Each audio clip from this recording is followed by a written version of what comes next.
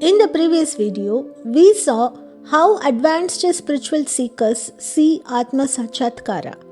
But in this video, Bhagavat Ayya is going to explain what is real Atma Sakshatkara.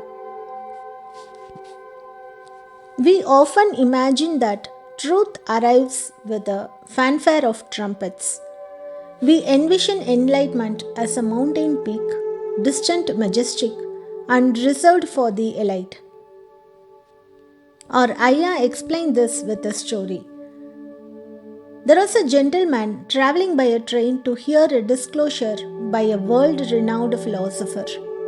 When he alighted at the station, he looked for a porter to carry his heavy luggage. Finding none, a simple villager from his carriage kindly offered to help.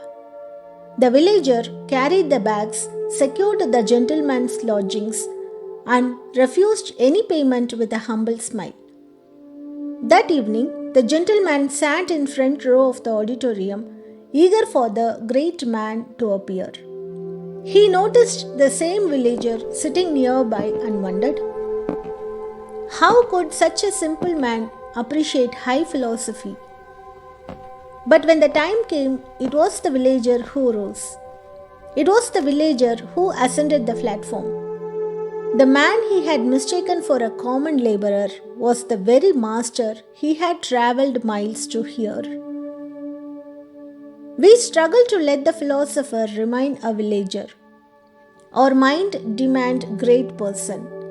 We believe that the state of Turiya, the witnessing consciousness, must be a lofty, unattainable throne. We were unwilling to see it as something as ordinary as the old servant woman quietly cleaning the kitchen. This obsession with the special often leads to a spiritual comedy of errors. There is a story of a young man visiting his in-laws. His mother-in-law informed him they were observing Upavasam, the sacred fast. Misunderstanding the word, the young man assumed Upavasam as the name of a rare, delicious delicacy. I will have the Upavasam too, he proclaimed, pride preventing him from admitting he didn't know what it was. As the family fasted, the young man waited in his room, listening to the rhythmic sound of the pestle in the kitchen. He thought, they are preparing the Upavasam now.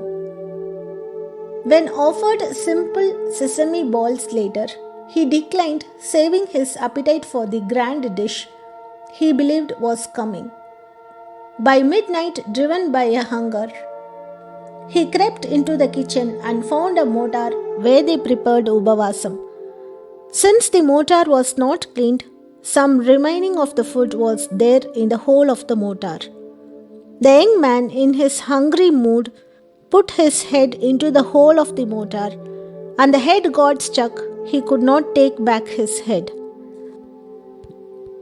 Like that young man, many seekers spend their lives caught in the mortar for their own expectations.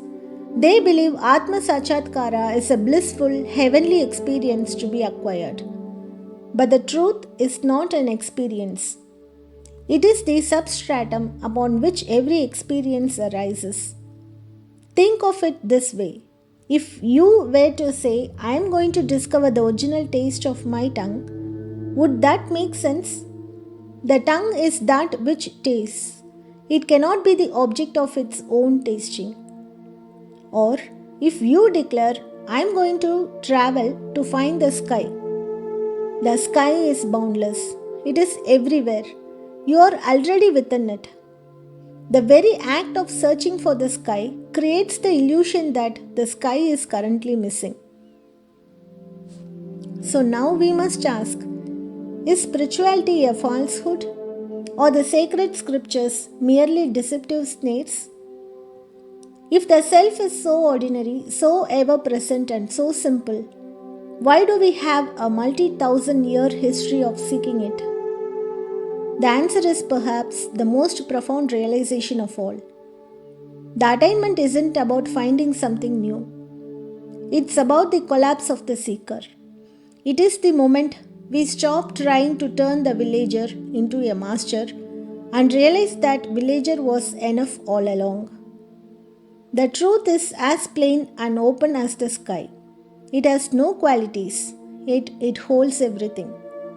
The question isn't how to find it. The question is, why are you so convinced you have lost it?